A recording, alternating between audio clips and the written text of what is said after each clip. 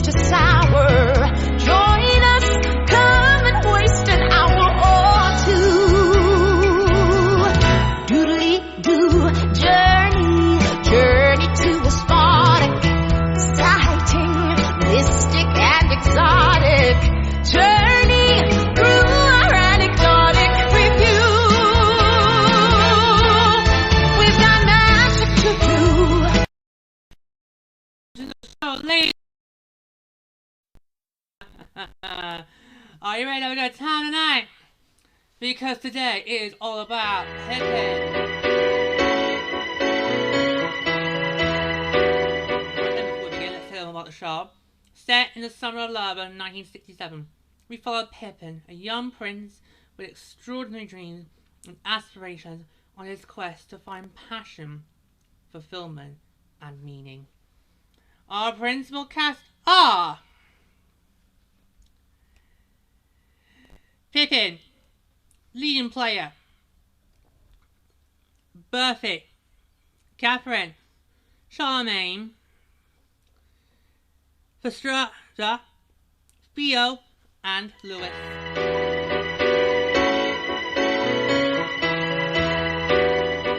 That's what I loved about this show, and I have to say, I really quite liked it.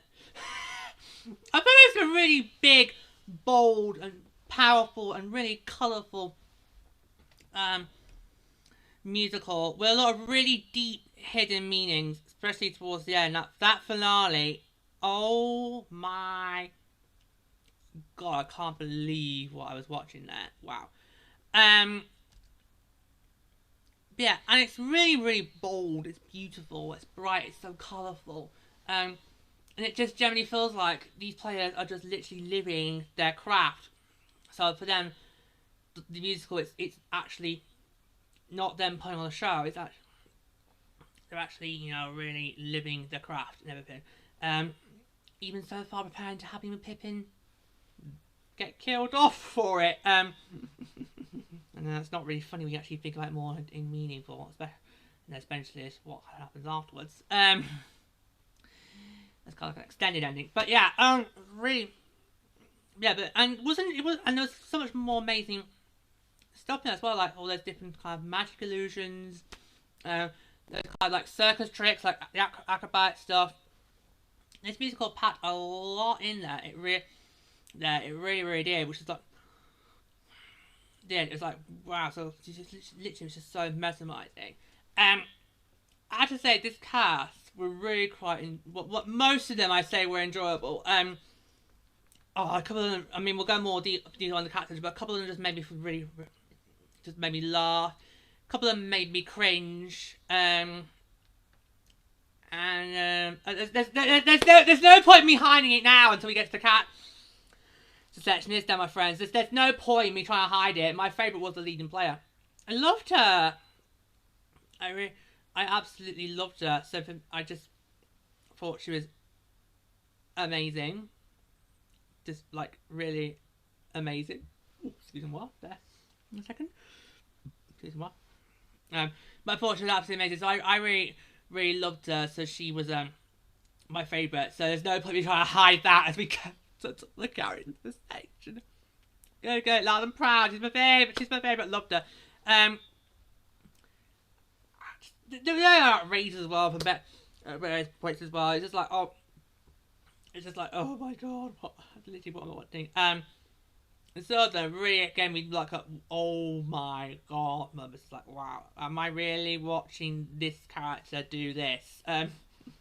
With all their numbers, it's like yeah. So really quite a really playful cast. In terms of our principal characters, and of course all the other players as well. They were kind of essential to the show. Let's go shout out to all the other players involved who were kind of the ensemble who started aren't going to get a mention later on. We get to the when we get to the character section a little bit later on, but they were great as well. Really stunning their roles in it. Yeah, and it's just really, it was just so colourful and so vibrant. I just loved how colourful it was, and the opening as well. It's just that for me is how you start a musical. That is just like it's just straight. In the first 10 seconds, hooked you right in. I was like, okay, right, are we gonna be in for a show tonight? Sounding my bit in a leading player there. Yeah, but the opening's big and bold, and the finale is just so grand, epic. It's just, yeah, and you just really hope that the middle section is going to be able to keep this up. Because it's just such an epic, grand. It's such a bold musical. The fact it packs a lot in, it's just so bold, so powerful.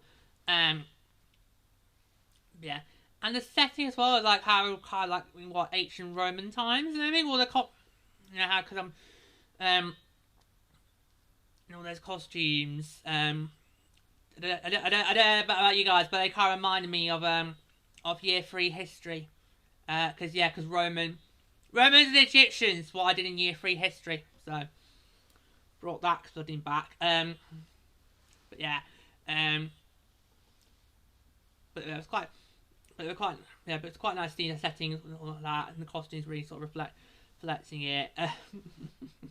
Yeah, it's a bit. It was a bit raunchy at some points. There was a bit too much knucky, a bit too much bonking going on there. It was a bit raunchy at some times, but I think the less said about that, the better. We'll move just straight on from that. But I thought it was quite good. A lot of really great outstanding musical numbers as well. So on the whole, I thought it was actually quite amazing. I was just complete awe about how much has been, sort of packed into it, and it's just it's just like a bold, outlandish musical where there's just so much going on. It's like nothing I've ever really seen before, really. I mean, it's not every day you go to see a musical and you've got magic tricks being performed, like literally illusions go right for your eyes. It's not every day you go and see a musical you see literally like circus tricks, like acrobatic stuff. It was so that just made this musical just that little bit more epic and just a bit more grand. And all the players were just really, really amazing, including, and of course, really led by our leading player as well. And of course, she was outstanding. Yeah. No, so it's really lavish, really outgoing, really bold, and quite epic. Such a grand scale. I don't think there's ever going to be a musical like it. It just is one of a kind. It was just so amazing, and there was just some really brilliant moments of comedy. Bit dark comedy, I should say. Because there were moments where when I found funny the funny bits funny, a part of me also thought, I don't know if I really should be laughing at this.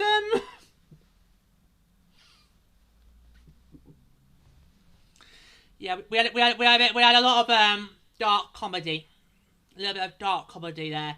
There were times where I feel I'm not sure I should be laughing at that, but I do really quite find it funny. If you get what I mean, yeah. No, it was actually really, really, really brilliant. I really did love this. And the characters were just amazing. It was all amazing. All of it was kind of just amazing. It was just an amazing musical. Just literally, as I say, it was a one of a kind. So bold, so epic, so grand. It's what you want it to be. You want it to be bold, epic, exciting, and make you want to come back.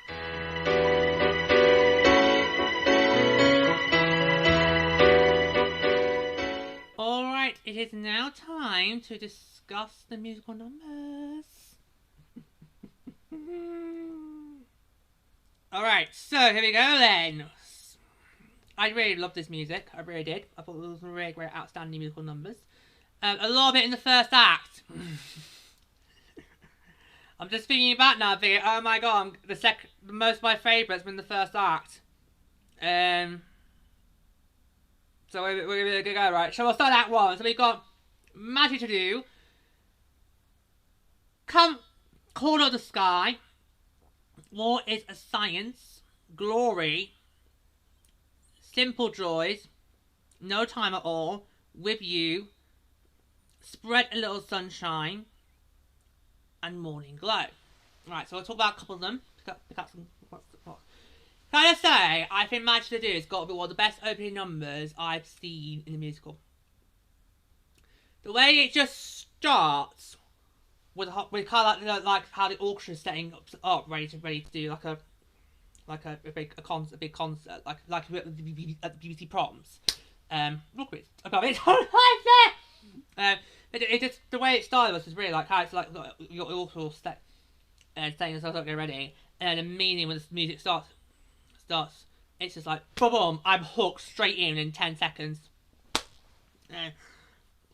I just love it. And I think it really just shows how extravagant, you know, this show's going to be when we first meet our leading player for the very first time. She's just basically just so confident. She's so sassy. She's full of confidence, and all the other players as well. It's just a brilliant way to start.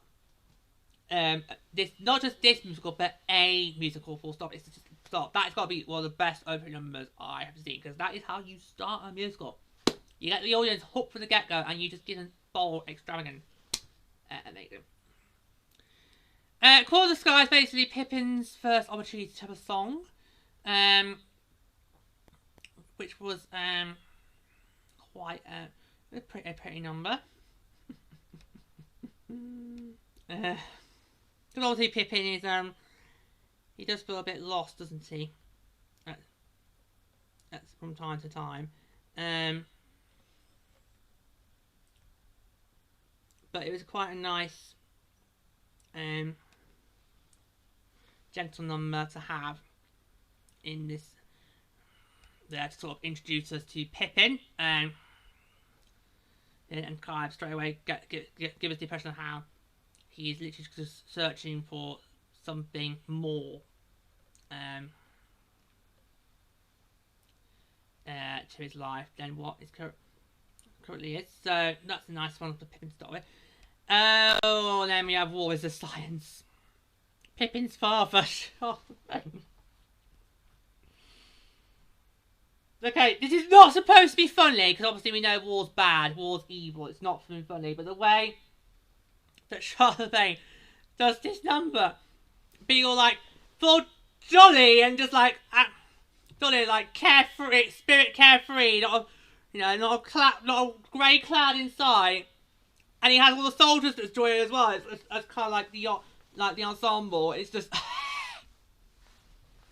it's brilliant. Charlemagne gives me a lot of good laugh out loud moments, and he gets a musical number to do that as well. Brilliant. It's not just his dialogue, but also his musical number as well. It's just comedy, but that really should not be funny at all. So you have Simple Joys. What I love about Imagine to Do is how it gets spread out across the whole musical. So there are bits from that song that get kind of brought back in by the leading players, like reprises. So Simple Joys is one of them. With You is another one. That one also in this act. So we won't need to go those. Oh, No Time at All. Pippin's grandmother, Berthy. I really love this number. I thought, again, it's another really sort of carefree spirit number. It kind of makes me think of, this should be a number that should be played at Hardy Camp. And you have everyone go, right, everyone, join everyone in! So, oh, time to start living. Time to make the...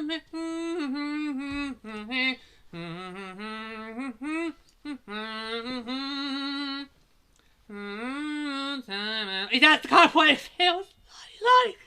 Of course, obviously, theatre etiquette is a must at all times. But if this was not being important to theatre, I probably wouldn't blame you to join in. I probably would. But it's like, that's my comment. But it's just an upbeat, carefree song. I kind of feel like this really should be some song at a cabaret night at a Hardy Cam. We all just basically all just join in, like, and yeah, like all that. That's and it's really how Berthy's just basically going, "This is no time to see Berthy." And she really makes the most of it and just shows, yeah, maybe 66, but take a look at me, boys! Get a load of this! And, ooh, does she work that frock? Does she work that frock? It's like, whoa! But, oh my, did she work it.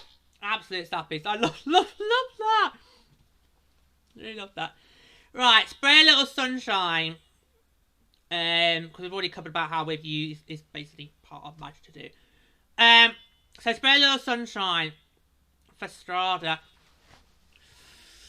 I'm going to cover this more in a moment on the character section, but Strada's kind of like an evil, wicked stepmother who wants to basically kill her husband. So, but that's not so that she can then take the throne. But in this case, she just wants one of her sons to take the throne. And I can't work out if she wanted it to be Pippin or she wanted it to be little Camp Lewis. It felt like an evil queen number. You know, plotting, you know, our hero's demise. But is it? Is it really though? Is it? Because we all know, Pippin just whims out after 5 minutes of being king.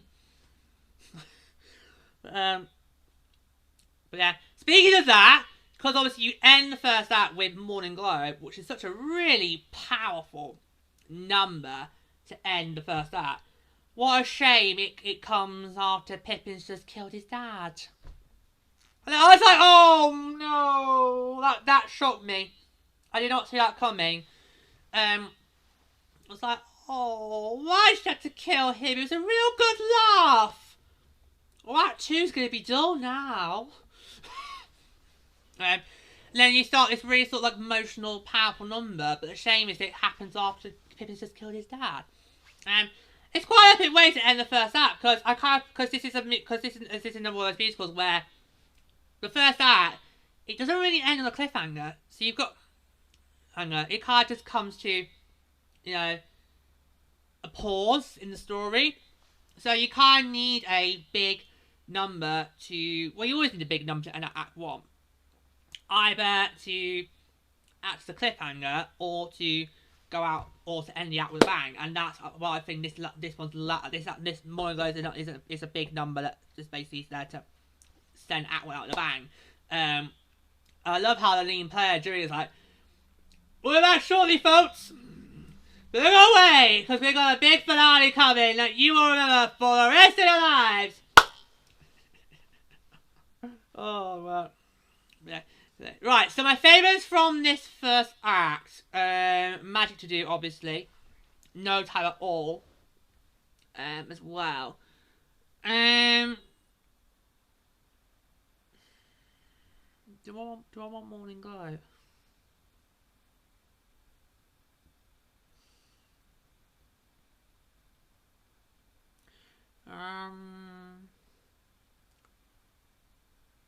No, I feel like I'll just keep those. Yeah, no, go on. I'm Morning Glow as well. They can be my free players on the first act.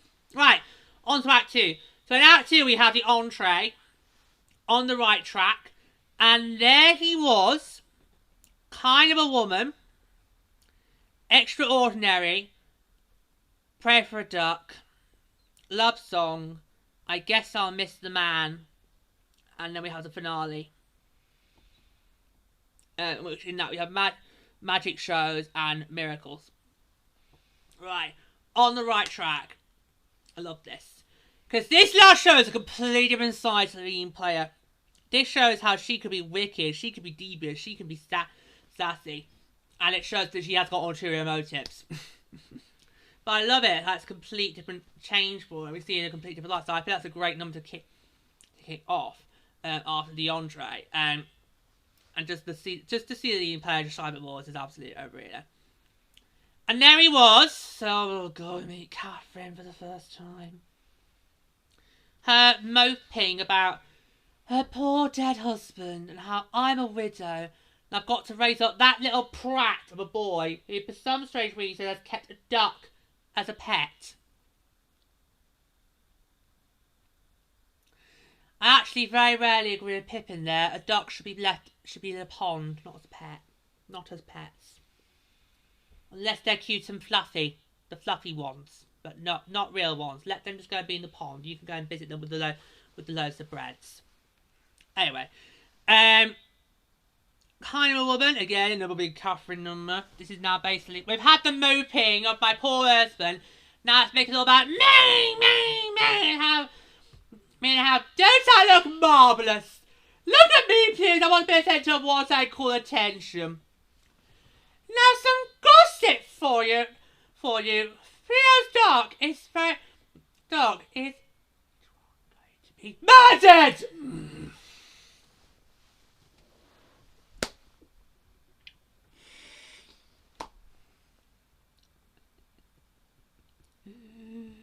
Oh my god.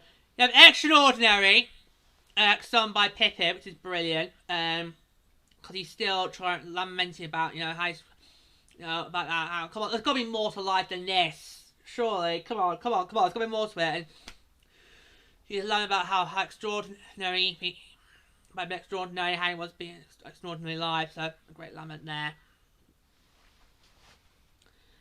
I'm not even going to bother with the, prayer for a duck.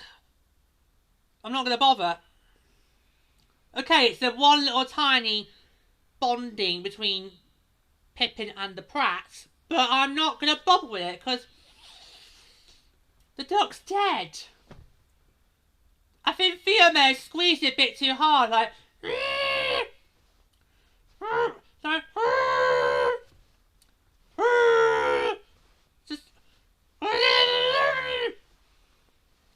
I'm not making that sound pretty for those of you who are watching this on the YouTube. Those listening to the podcast are going, what the hell's going on? Yeah, but no, sorry, the duck's dead.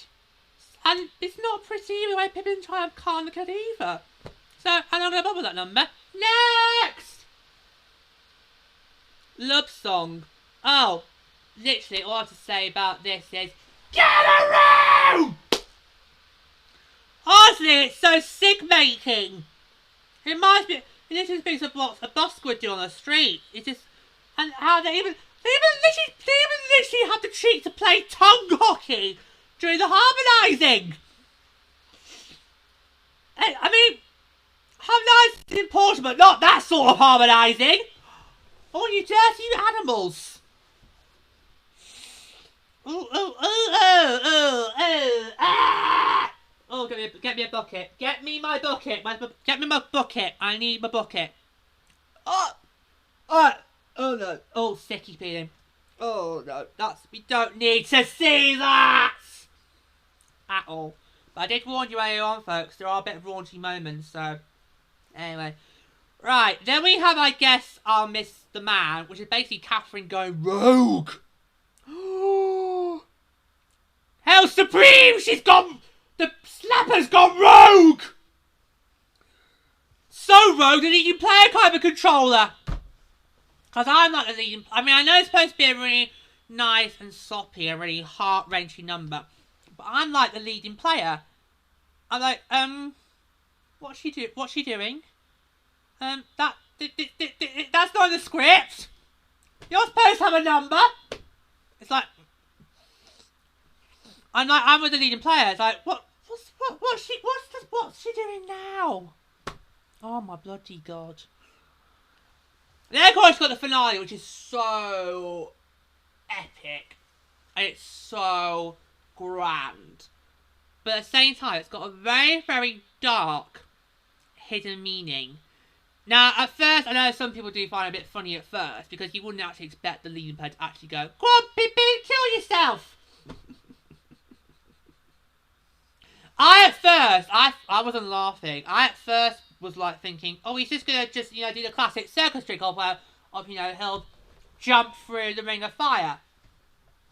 Speaking of fire and ducks, I know a ducky that attempted that. It didn't end well. No. But yeah, that's what I was thinking. I wasn't thinking the leading player's gonna ask him to kill himself. I thought she was like say, okay, jump through the ring. We got this ring of fire. All what you do is just jump through it. But clearly, that was not extraordinary for the leading player. I was thinking too small. I wasn't thinking straight. No, she clearly meant Pippin wanted to go up on the tightrope and then jump and line the ring of fire and burn to a crisp. Because nothing says extraordinary like, well, your principal car's burning to death. No, I know. It gets dark. It really does get very, very dark very quickly. But like how it managed to do is a great opener, this finale of, which is magic shows and miracles, it's such epic. It is so epic. It really is. And then you finish off with Corner of the Sky Reprise by Theo. And just when you think the ending couldn't have got even more darker, it does. Because by the end of it, the players all come back to life again, and the leading player has got the gleam in their eye, which is like, who needs Pippin? We've got this young lad! Which makes you think, oh!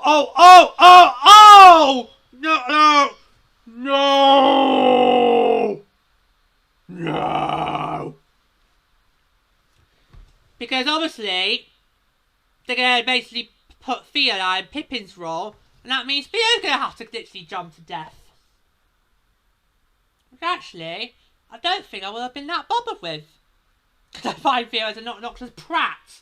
So, actually, never mind. But it is quite dark and quite haunting. The fact that they're very... the fact that they've managed to find another person who will easily take on the role, just to be extraordinary. It's like, wow. That's dark. That's dark. Right, so what favourite numbers can we have from this act? Well, On the Right Track, definitely, yes. The finale, yes. So that is Magic Shows and Miracles. And Extraordinary. Those three. Yeah, that's all. There you go.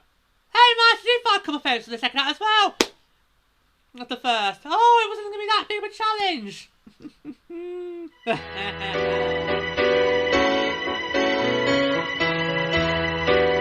Alright, now it's time to move on to the characters. So I'll just remind you of our principal cast.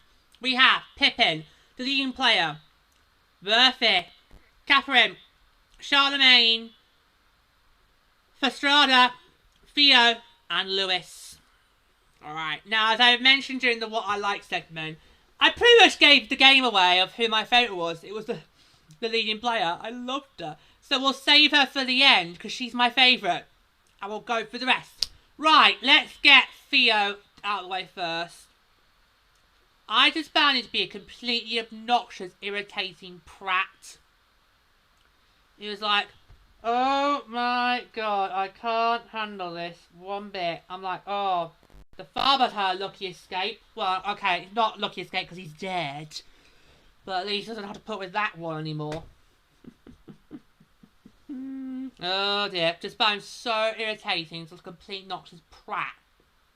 And it wouldn't surprise me if he was actually responsible for his pet's death. Because probably playing it too hard. It's like,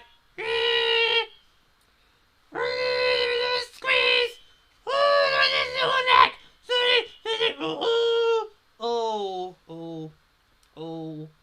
Oh, yeah, that's not pretty. But the fact he goes to complete mourning, that just makes his characteristics even worse. So like, oh my god. No way could I have handled that if he was my kid. Absolutely not. No way. No. That would make me just want to leave home. And we'll do his mother as well, alright? Catherine. Oh, slap her. She comes on, but it's this very stereotypical female character in any sort of film and TV role, where she's supposed to look pretty and wants nothing more in life but a lovely man. Oh, God. And some of her numbers just makes her feel like a complete drama queen. So it's like, sorry, love, you're not sympathising with me here. Especially when she goes rogue towards the end. I'm like, no, I'm with the leading player. I'm like, hold on. No, hang on. No, this is not in the script. What's she doing? What's she doing? What's she doing? What? Who gave her the microphone? Yeah, I'm like that. Just like, no. Right, on to Lewis, who, I have to say, did anyone else think he was a bit camp? Anybody? Anybody? Anybody else? Anybody else who's just a little bit camp? A little bit camp. Just a little bit camp. Because I did. I thought he was just a little bit camp. No. You know, with his mascara and the fact that he just like to flaunt his body out, like, and hardly wear any clothes. He didn't look that pretty for where I was sitting. But it's like, it's a little bit camp. Little bit camp. Just a little bit camp here. Just a little bit camp. And, do you know what? This might sound harsh, but if you take Lewis out of the production, I wouldn't have noticed he was missing. Like, what does he do? What does he really do throughout the musical? He doesn't have a solo. You don't really see in Act 1. So it's like, well, what's Pippin? What's Pippin Lewis? Anyway. Next! They're Mumsy and Popsy. Fastrada. Now, with Fastrada, she kind of gave me, and I think I did notice this in her musical number. In fact, it reminded me of her musical number that she does. I know, I just copied it, but...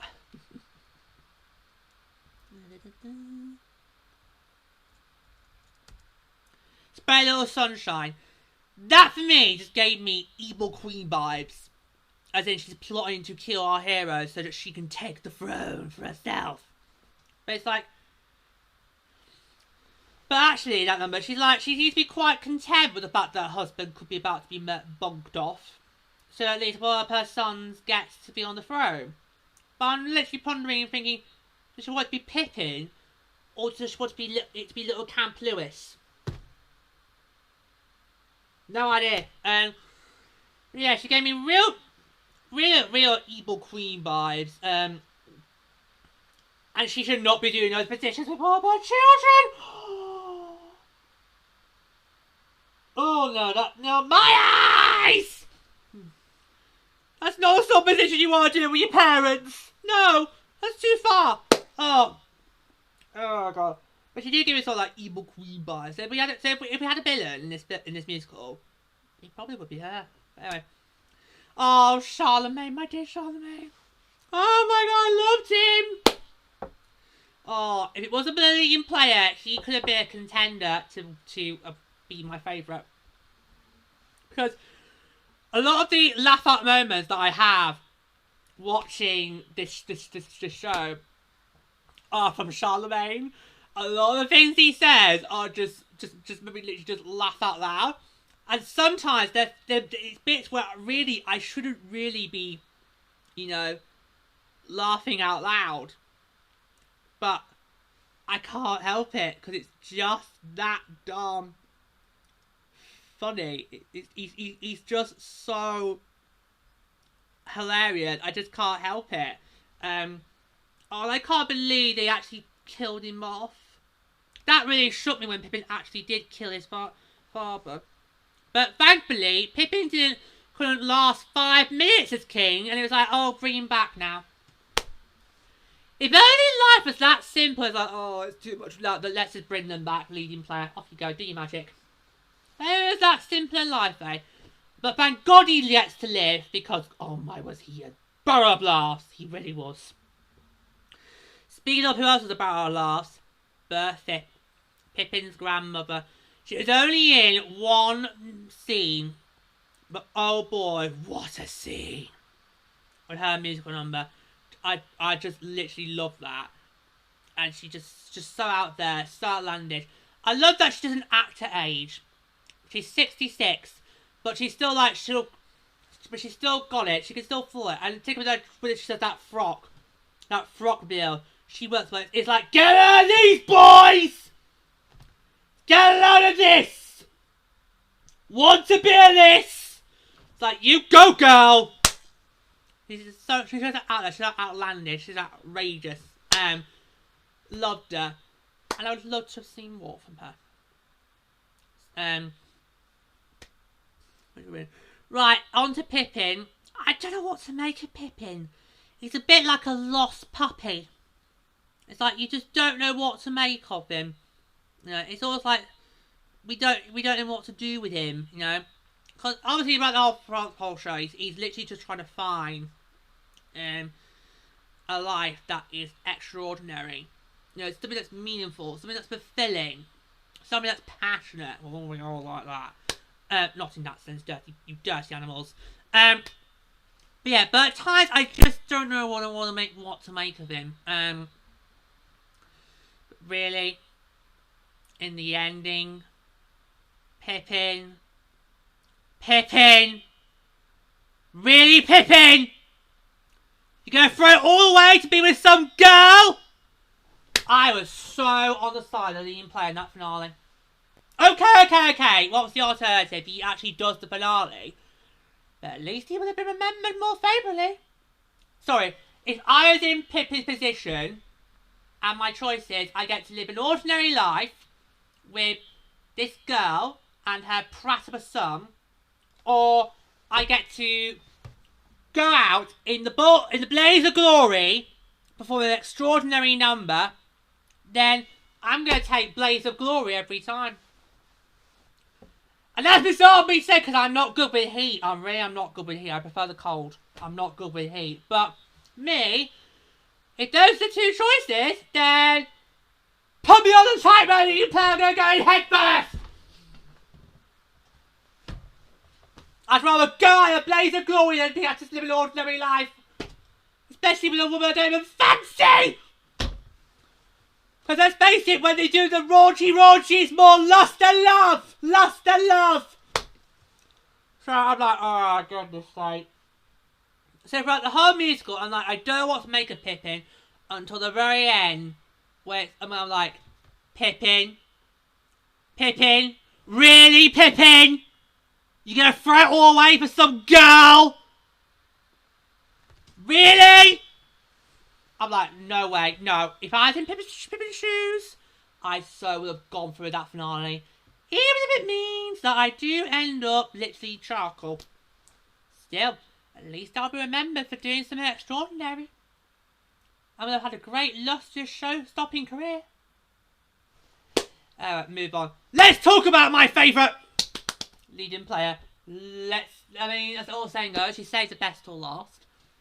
She is just amazing. From start to finish, she is absolutely outstanding. She literally just steals the show. And I could just sympathise with her the whole way through. Love how there's times where she's gentle, benevolent, omniscient, all wise, all seeing, all knowing. And there are times when she can be cheeky, when she can be sassy, when she can be downright wicked. And it's just like, I just love her. And I could definitely see her as, you know, the leading player in a travelling show. I really could. But that's the whole point with the players. They literally breathe their art, which is what I always like, what I always try to do. They literally breathe art, so they don't feel like they're actors acting out a show. They literally feel like the show is actually going on in real. This is real life for them. And the leading player, the way she's able to just literally like have control over them is brilliant. Even in the finale, after Pippin's made his choice, it's like, right, tear it all down, tear away the costumes, kill the music. You get your hands off that keyboard. So a little bit of breaking the fourth wall, folks. A little bit of breaking the fourth wall. But I love it. I absolutely love it. Because to her, this is not a play. This is not a musical. I'm not somebody playing a character. I am the character. This is real life. You've entered my world. And clearly, Pippin, you've done nothing but trash it, diss it, and disrespect it. Get out! Oh, if only I had a pistol. If only I had a rifle. Bang! Bang! Would I do the prat? Well, actually, the prat seals his own fate, so no. But for Pippin, Bang! Catherine, bang! Down you go. So, yeah, I think if I was the lead player, I probably would have took this a little bit more extreme. But I just love her. She's absolutely just amazing. And she is absolute, without a doubt, my absolute favourite character from this show. The lead player. Love her. In fact, one more for the road. Got one more for the road. Ha ha ha ha.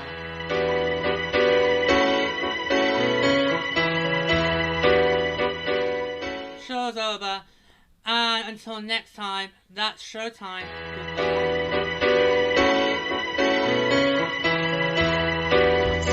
Leave your field to flower. Join us. Leave your cheese to sour.